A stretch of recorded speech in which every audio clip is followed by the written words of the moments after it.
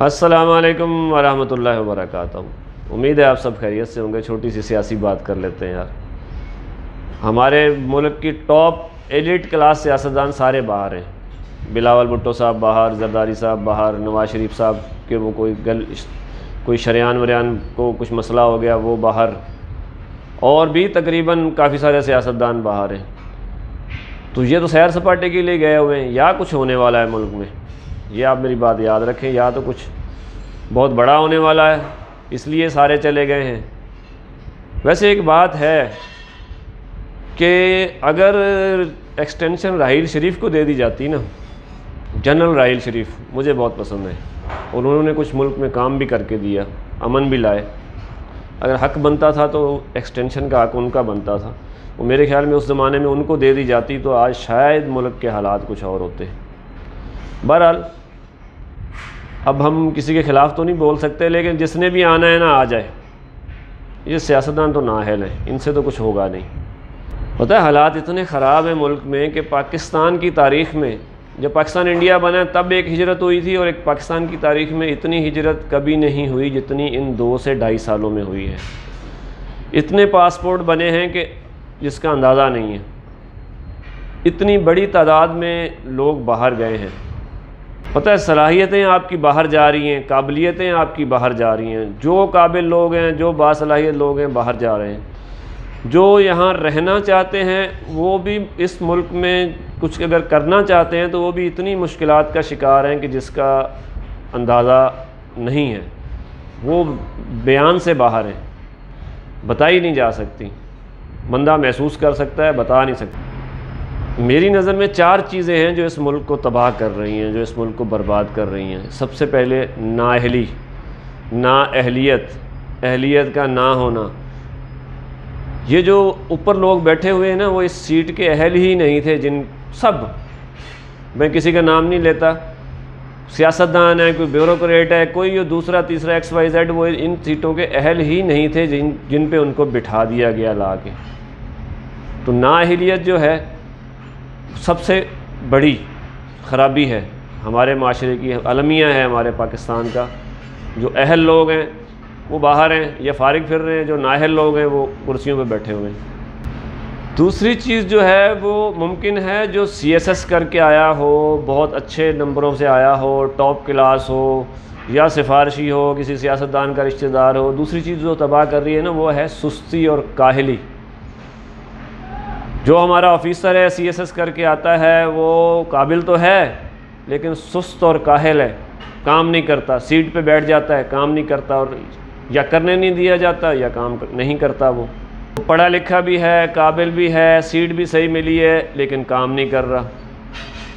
تیسری چیز ہے کرپشن، رشوت، حرام خوری، سفارش، جس نے ہمارے ملک کو تباہ کر دیا ہے۔ میرٹ نام کو ہے نہیں، آپ کا جائز کام بھی ہے تو اس پہ بھی پیسے لگتے ہیں۔ تو یہ اوپر سے لے کے نیچے اینڈ ایک کلرک، سپاہی، چپڑاسی، سب مجھ سمیت کہہ لیں تو رشوت اور حرام خوری، نااہلی، یہ سب اسی وجہ سے ہم پیچھے سے پیچھے جا رہے ہیں۔ اور چوتھی چیز ہے خوف۔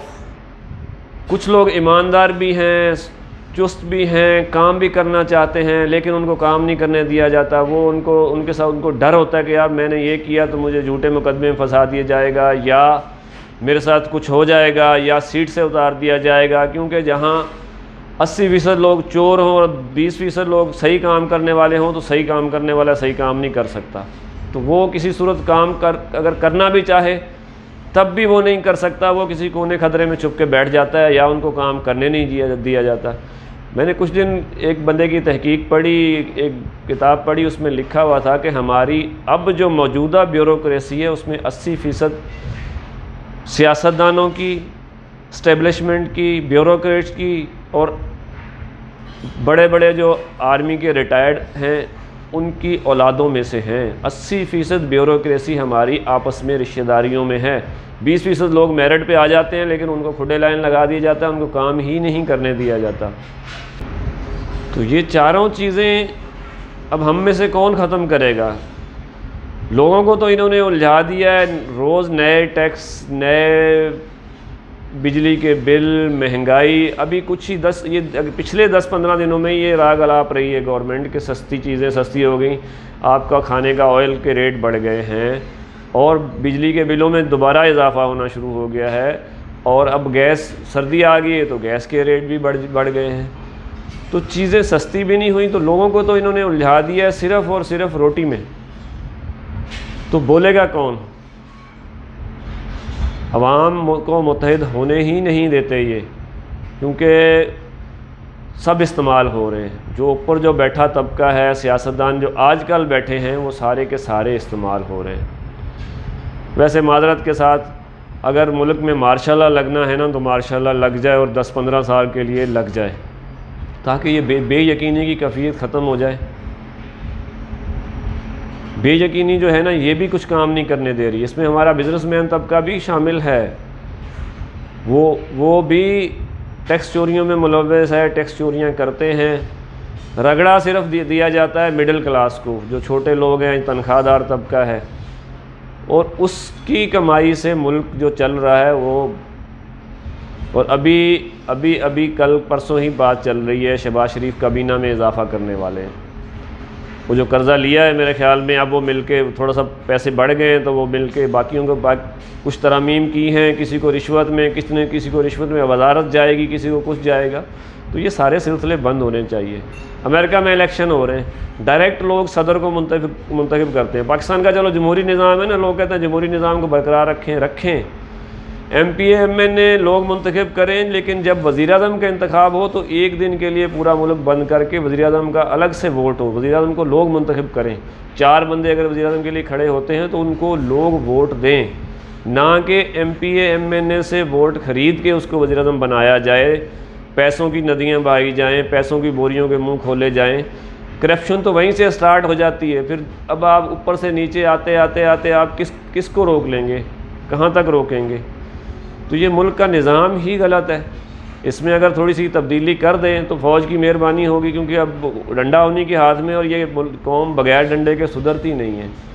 تو اس کو صدارتی نظام پہ لے آئیں، صدارتی نظام پہ لے آئیں، یا جو بھی وزیر اعظم منتخب ہوتا ہے اس کو پبلک ڈائریکٹ منتخب کرے، تاکہ دودھ کا دودھ اور پانی کا پانی ہو. اور ایم پی اے جو منتخب ہو جاتے ہیں، سینیٹر جو منتخب ہو جاتے ہیں، ان کو پیسوں کی بوریاں بھی نہ بھر کے دینی پڑے، اس سے عوام کا پیسہ بھی بچ جائے گا. یا اس پورے سیٹ اپ کو ہی فارغ کریں، 15-20 لوگ بٹھائیں اور کام کریں. اس طرح بچت بھی ہو جائے گی، ملک کے پیسے بھی بچ جائیں گے. اللہ تعالی ہمارے ملک پہ رحم کرے، اللہ تعالی پاکستان پہ رحم کرے، ہم سب پہ رحم فرمائے. پاکستان زندہ باد.